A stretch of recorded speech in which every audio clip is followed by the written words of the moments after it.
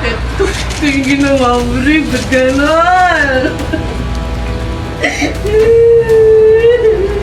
Biktima, nasawi dahil sa martilyo na p***ok ng asawa nito. Under the influence po ba siya ng drugs?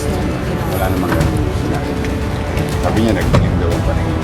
Mga kababayan, balikan natin ang kwento na ito na kung saan may isang pamilya na naman ang masisira dahil lang sa galit na kalaunan napunta na sa karahasan.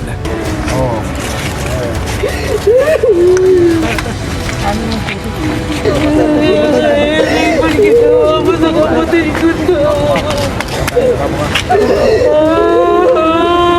Kaya naman kahit madaling araw, personal na pinuntahan ni Mayor Isko ang isang presinto sa Maynila para kausapin ng suspek at mga biktima sa isang pananaga sa sariling asawa.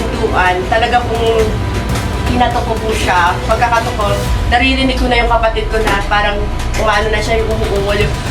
Gumagano po siya. Tapos hindi ko maano kung ano na nangyari. Basta sigaw na lang ako ng sigaw.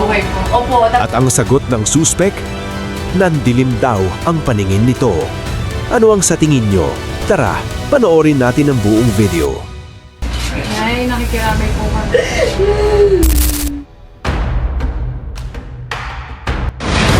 Morning.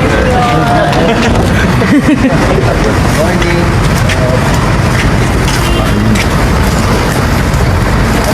Ito na.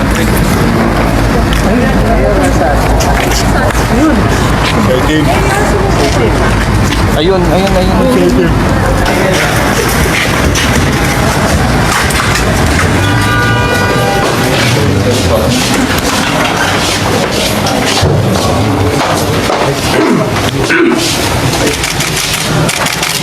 Lad, ako na ko ah.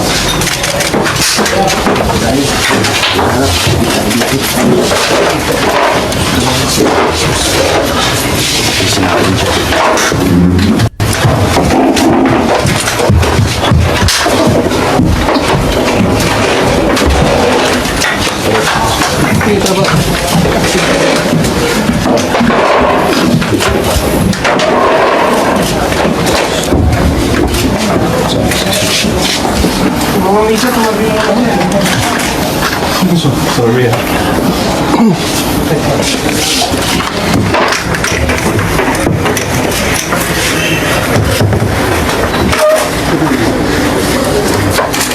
Kamusta po kayo, sir?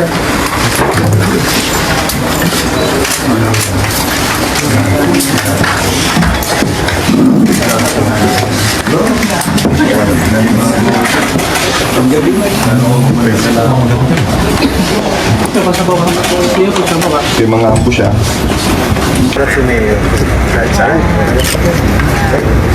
So nga, harap po, una na eh. Yorme, paano po ito sumupok? Well, as you can see, kanina, sa nanawagan tayo sa publiko, maaari, sumuko na lang yung suspect. Tayo naman, niramay sa pamilya ng Lila.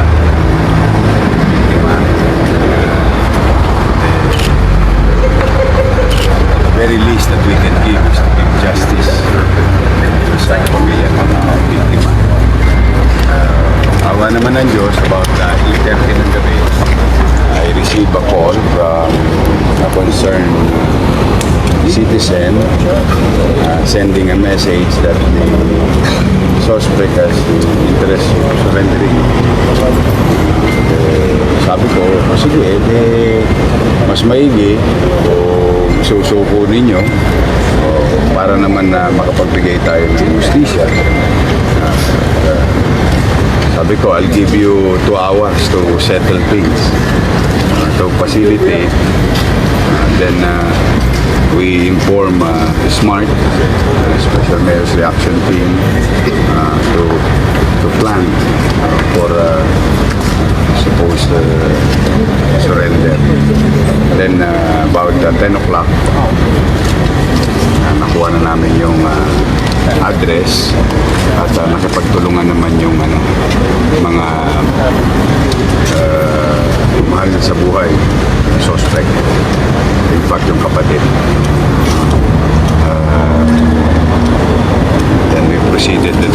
area in Molino, Cavite.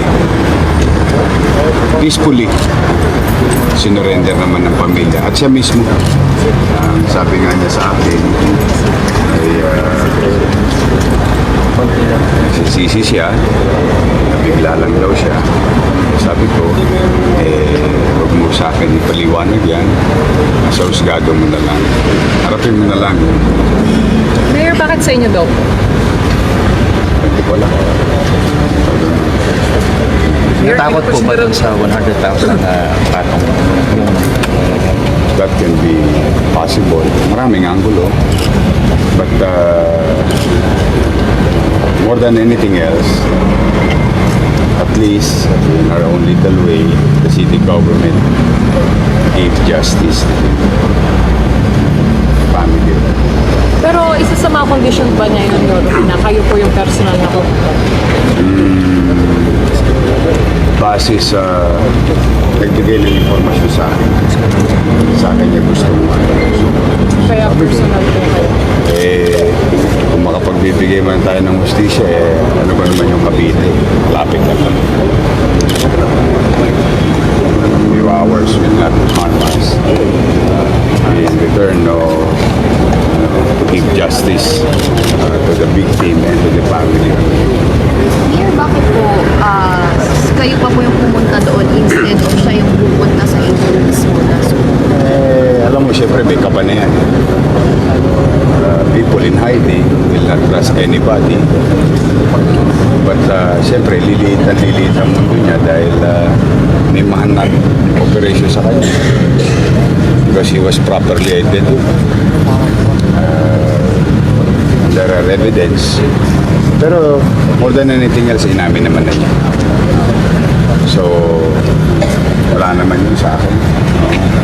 If we can make extra step or extra mile for justice, why not?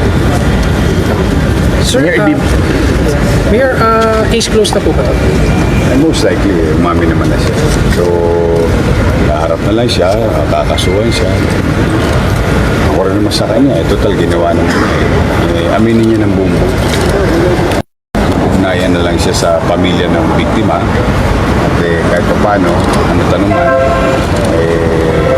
naawa ko doon sa dalawang bata. At least, may mapa silang nakikita.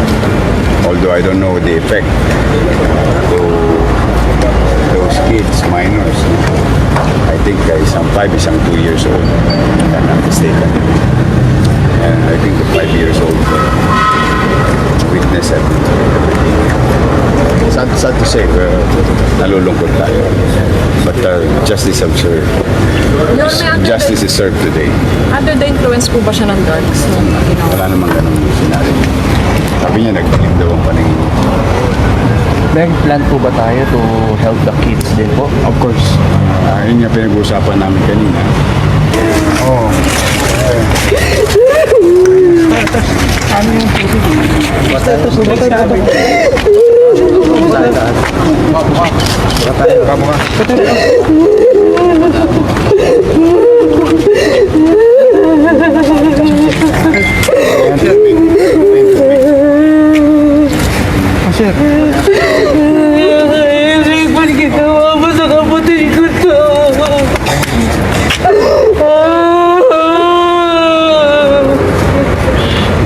Makakamit din ni Gusto.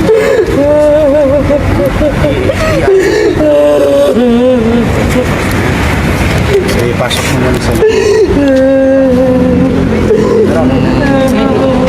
tubig ka lang. Ayan, tubig. Kaya.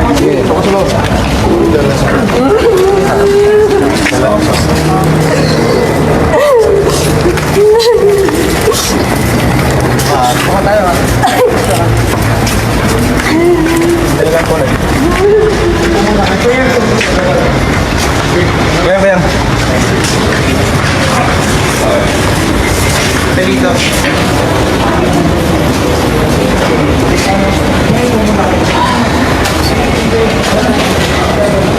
Pasok na tayo. Kuya. Pasok tayo? Okay na. Hindi ko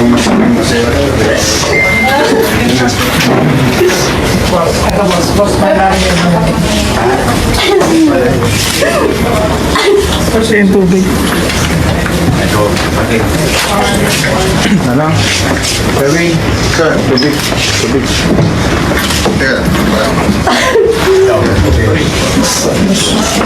Ano po ito nung Kapatid at kapatid pa anak?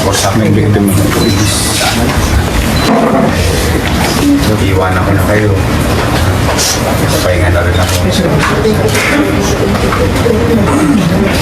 Salamat din sa mga polis. Silang katulong namin.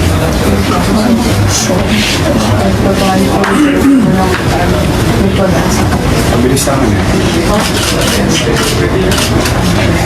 Okay. Iwanan ko na kayo.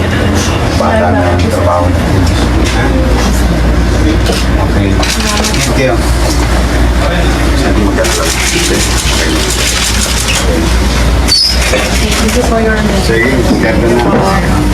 Pwede may bahal na isa. Yan nakalim. Nanay, kailan po ba makuna namin kayo ng bahayan?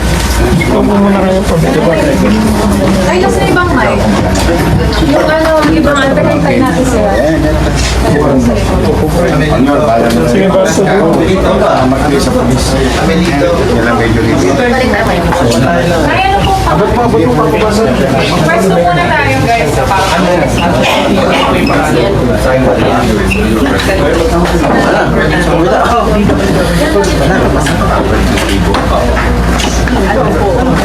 okay na lahat? Ay, Albert. Kami tayo na.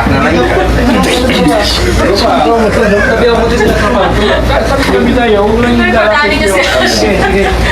Tapos yan. Yeah, bawak na rin yung Okay na kayo na. Okay na, wala nang ano. Okay. Nay, ano po masasabi niyo na nahuli na po ng mga pulis yung pumatay po doon sa anak po ninyo, Nay, ano? Una-una po sa lahat, gusto ko po magpasalamat kay Mayor po sa lahat po na tumulong para po makamit po na nanay ko po yung hustisya. Thank you po kasi po nagkaroon po ako ng pag-asa na kahit pa paano po meron pong hustisya dito po sa bayan po natin. Tapos gusto ko rin pong sabihin na sa lahat po ng mag-asawa doon na wag niyo pong idaan sa sa galit po, sa emosyon niya po yung isang bagay kasi hindi po na nagawa niyo na po yun, hindi na po maibabalik yun. Kasi kahit nahuli na po siya, pero hindi naman po mababalik yung buhay po ng nanay ko. Pero thank you pa rin po kasi kahit pa paano meron pong hustisya. Ano mensahe mo sa tatay niyo po ba yan? Anong, Hindi po sa stepdad ko. anong mensahe niyo po sa stepdad niyo? Buti naman po at konsensya ka at sumuko ka kahit pa paano. At basta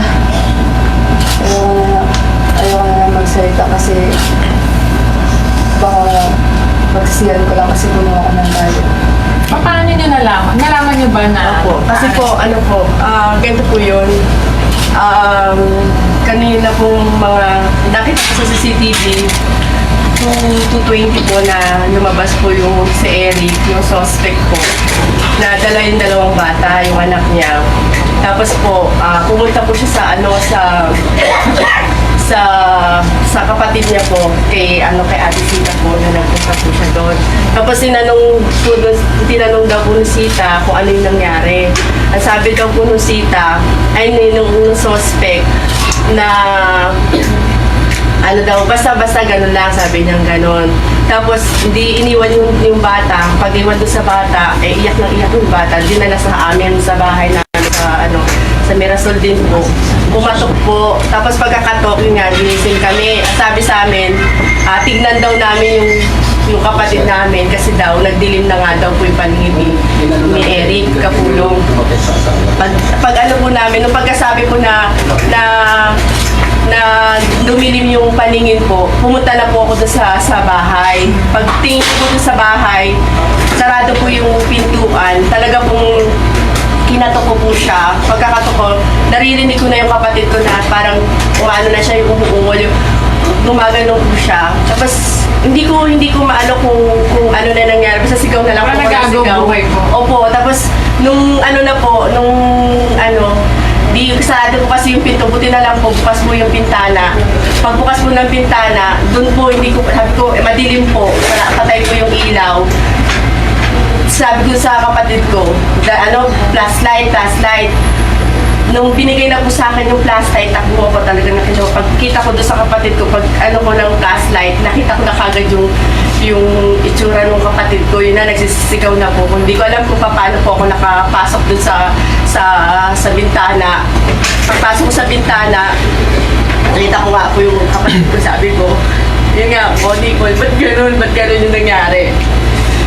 Nung time na yun, nung nag-aan na po siya, dinala na po namin, binuksan ko po yung pintuan, tapos sabi ko, tumawag na kayo tumawag na kayo akmo na kayo ng sasakyan, tawagin mo yung asawa ko, si Cabo, sabi ko, yun na, nag-hysterical na po ako, na nakita ko,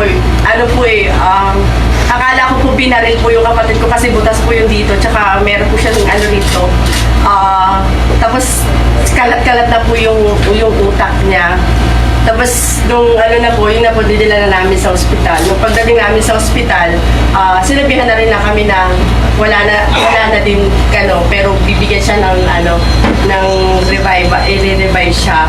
Tapos, kapag revive sa kanya, yun po, inano na lang namin yung mga bata kasi sabi nga, wala na nga daw po yung kapatid ko. Medyo kasi talagang matindi po yung pagkakano. Tapos, sinanong ko sa doktor, sabi ko, Dok, ano yung pagkakaano ng una, pagkakasabi ng doktor sa amin, it's tinaga. Tapos nung sinabi na tinaga, di ang alam namin tinaga kasi nga meron parang ibiyak dito. Nung namin, mga investigador na nagpunta sa bahay, sabi, may martilyo daw po nakita. So naisip ko, sabi ko baka may martilyo or isa pang tinaga yung kapatid ko. Nung nakita na sinabi nga na yung martilyo daw, mukha daw na yung ginamit yung pinaka ng martilyo. Pantaga ng pako. Yun po yung inano sa kapatid ko, kaya siguro yun po yung talagang nakadali ko sa akin. Lang. Kayo naman po, ma'am, mensahe niyo po nun sa suspect. Rick, ba't naman ganun ginawa mo sa kapatid ko? Hindi naman makatulungan yung ginawa mo sa kapatid ko Hindi namin pinansin ang mga sinasabi ng kapatid ko kasi nagsabi na yung kapatid ko na na ipanta na yung suspect na yan kasi nakikipaghiwalay na yung kapatid ko. Sabi na makikipaghiwalay na siya. Sabi daw nung lalaki sa kanya, 2 lang yan. Magpapakamatay ako o ikaw ang papatayin ko. Hindi ko binibiro pa siya. Sabi ko pa sa kanya, sabi ko pa sa kapatid ko, hindi gagawin ni Eric yan. Sabi ko sa kanya, tanga ba yan? Kung talaga magpapakamatay, ang tagal na nagpakamatay. Tapos sabi ko pa sa kanya, hindi magpapakamatay kasi malapit lang ang bahay natin. Ito yung ginawa mo rin, ba't gano'n?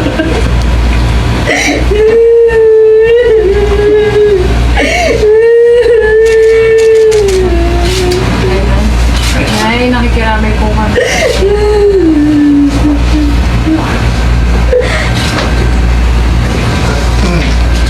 Pangalan na lang. Pangalan. Mami, ano pangalan po natin? Ako po si Margaret Mangoro, kapatid ko nung biktima po na si Connie Romero. Para kay Mayor Isko, malinaw, hindi lang batas ang usapin dito, kundi responsibilidad bilang tao at bilang miyembro ng pamilya. Dahil sa dulo, ang tunay na talo rito ay hindi lang ang biktima, kundi pati ang mga anak, magulang at buong pamilyang nadamay. Mga kababayan, bago tayo magpadala sa galit, isipin natin ang magiging kapalit. Dahil ang isang desisyon sa isang iglap, maaaring magdulot ng habang buhay na pagsisisi. Ano ang masasabi ninyo sa dahilan ng suspek? Sapat ba ang nandilim lang ang paningin nito kaya nagawa niya yun? Comment down below. Ako nga po pala ang Kuya J nyo na palaging nagpapaalala sa inyo na dapat alam mo to.